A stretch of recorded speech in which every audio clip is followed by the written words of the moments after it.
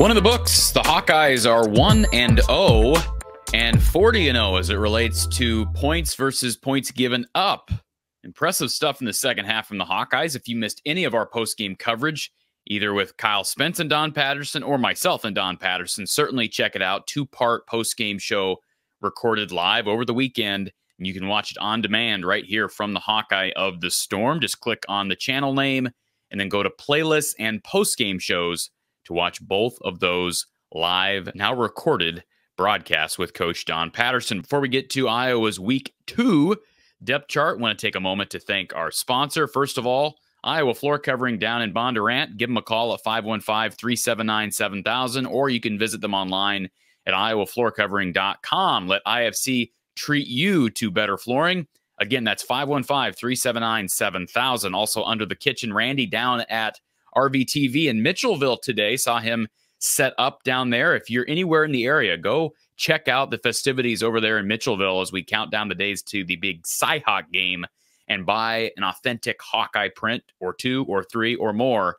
Check it all out at underthekitchen.square.site or on Facebook, Under the Kitchen, or at the stand down in Mitchellville this afternoon.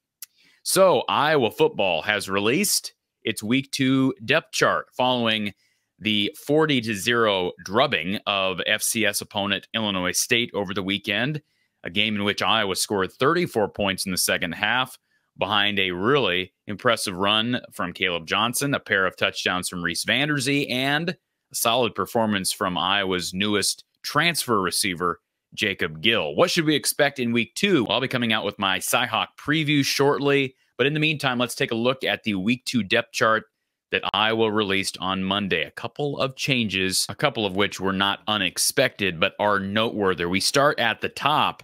Wide receiver, we saw Vander Zee start the game and finish the game strongly against Illinois State. He is now listed as your top wide receiver at that top receiver spot on the depth chart, ahead of Jarrett Bowie, who was listed. This is noteworthy. Jarrett Bowie was listed as the #1 guy at that position last week ahead of the game.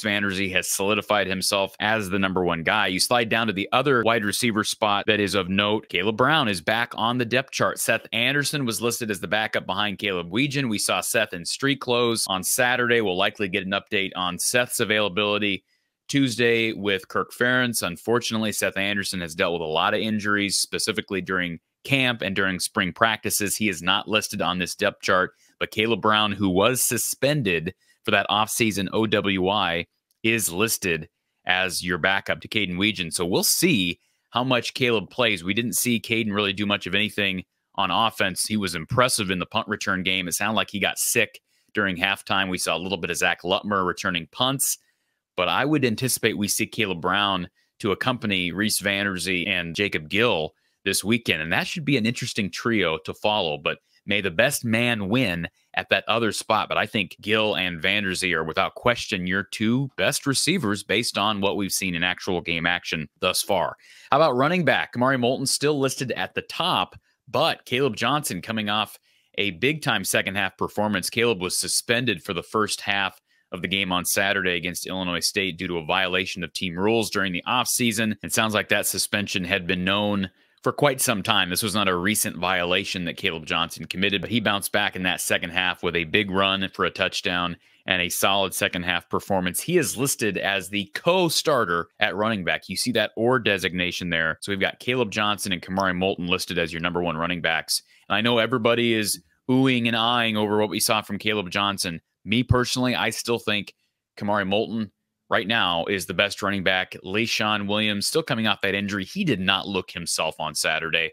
So my guess is it's going to take him some time, but I was impressed with what we saw from Kamari Moulton. Stats aside, he was really impressive with his ability to stay grounded, stay on his feet, and absorb contact and get extra yardage. But those two guys listed as your #1 running backs. No real changes on defense, but one thing to note with special teams for the first time this season, Iowa listing return duties. Caden Weegan is listed as your punt returner. Caleb Johnson is your kick returner, with Caden Weegan backing him up. That is what we expected and what we've been reporting here for quite some time, that those would be the guys returning kicks and punts. And then the other change on special teams that most people won't care about but is noteworthy, they had listed Reese Dakin as the holder going into week 1. I kept telling people it's going to be Ty Nissen, And sure enough, here week 2, Ty Nissen listed as the only holder. He will continue to be the holder on special teams, and it will be interesting to see, do we see any fake punts or fake kicks this year? And if there's a fake field goal try, do we see Ty Nissen throw the ball? The punter from the JUCO ranks, who's now part of Iowa football and will be backing up Reese Dakin at punter, but will also be Iowa's holder. That will be an interesting one to follow. So it'll be interesting to see. I got to see this offense prove it in week 2. I'll talk more about that during my preview coming out here shortly. Be sure to tune in for a live special with Mark Rogers and a guy from across enemy lines, Levi Stevenson from Wide Right Natty Light, our yearly preview over on the Iowa Football at the Voice of College Football channel on YouTube, 4:30 p.m. Central Time on Tuesday. Tune in live for Iowa Hawkeyes Live with Mark Rogers, myself, and Levi Stevenson. And then, of course, my preview coming out later right here from the Hawkeye of the Storm.